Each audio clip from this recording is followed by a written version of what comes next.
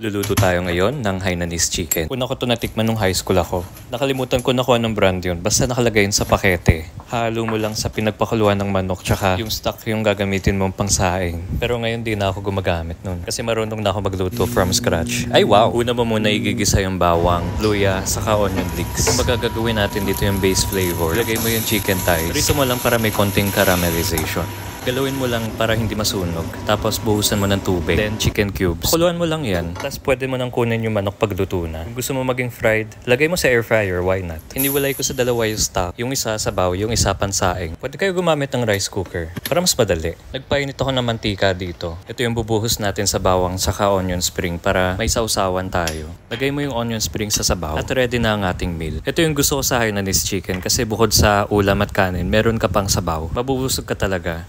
Decorate mo lang yan tapos lagay mo ng sesame oil. Ito na ang ating Hainanese chicken. Masarap lalo na kapag maulan. Madami ka pang serving. Uy, paawat naman kayo sa mga nanonood na Squid Game na naka 2 times yung speed. Chill lang tayo guys. Tara, kain.